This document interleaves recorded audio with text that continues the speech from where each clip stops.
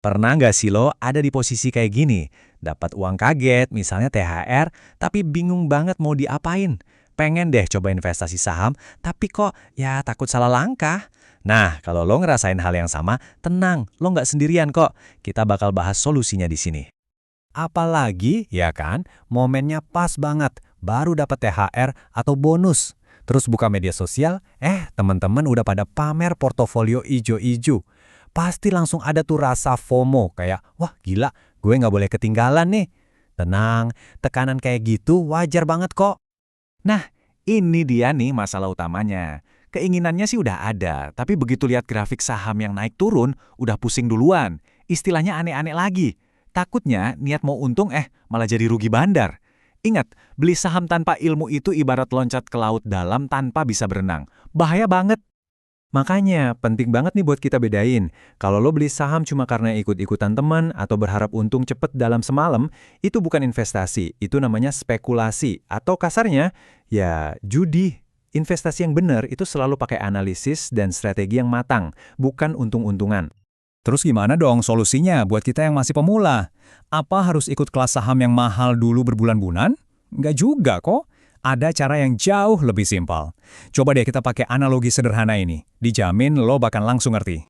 Coba bayangin lo punya teman, sebut aja namanya Diego. Diego ini jago banget soal saham, pokoknya ahli lah. Lo titipin uang 1 juta ke dia, terus Diego juga ngumpulin uang dari 9 teman lo yang lain. Jadi total kekumpul 10 juta.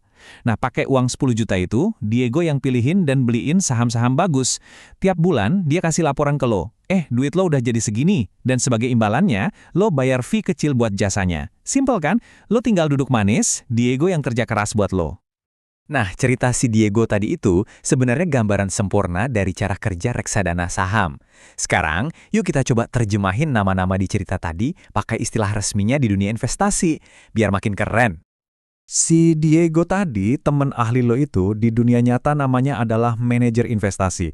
Mereka ini beneran profesional yang punya lisensi dan kerjanya emang ngelola uang para investor. Mereka mikirin, analisis, dan eksekusi pembelian aset investasinya.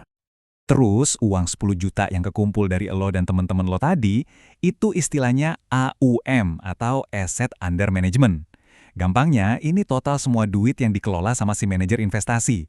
Biasanya sih makin gede AUM-nya, artinya makin banyak orang yang percaya sama dia. Nah, fee kecil yang lo bayar ke Diego tadi, nama kerennya itu expense ratio. Ini adalah biaya tahunan buat bayar jasa profesional mereka dan biaya operasional lainnya. Persentasenya kecil kok, biasanya cuma 1, sekian% per tahun. Oke, ini beda yang paling penting.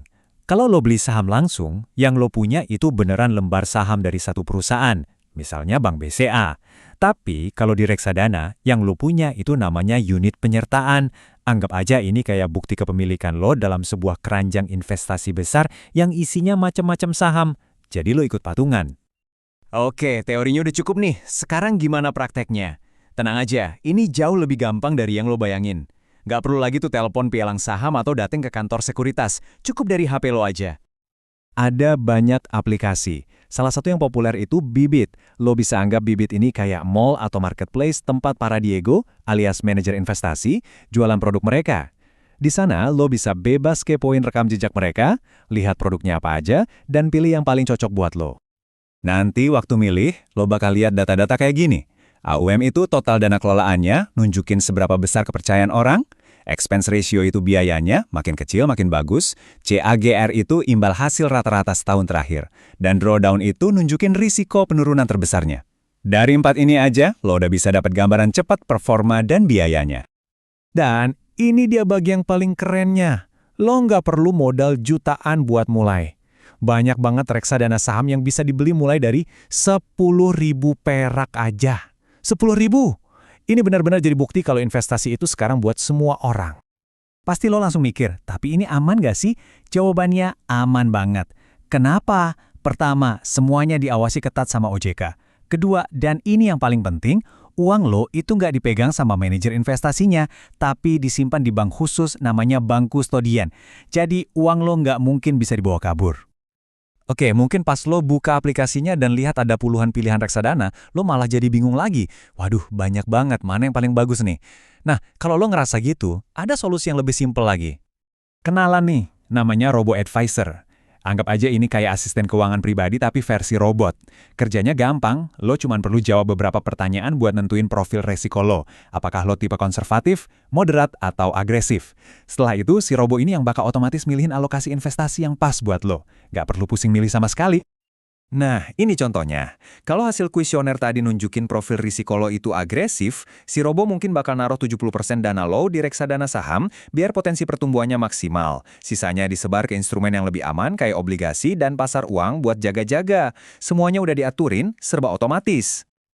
Nah, dari semua penjelasan tadi, jelas banget kan kenapa reksadana saham ini jadi langkah pertama yang paling cerdas buat masuk ke dunia investasi, khususnya buat kita para pemula. Kutipan ini benar-benar ngena banget sih.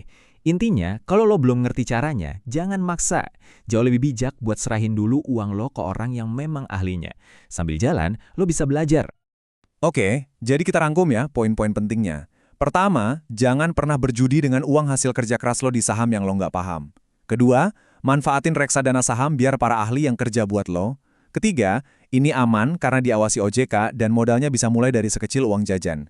Dan yang paling penting, lo bisa mulai dari sini sambil pelan-pelan belajar, biar nanti lo siap buat investasi saham secara langsung. Dengan semua kemudahan dan keamanan yang ada, kayaknya udah nggak ada alasan lagi buat nunda-nunda kan? Pertanyaannya sekarang bukan lagi, bisa nggak ya gue investasi, tapi kapan gue mau mulai? Jadi gimana? Lo siap buat ngambil langkah cerdas pertama lo di dunia investasi?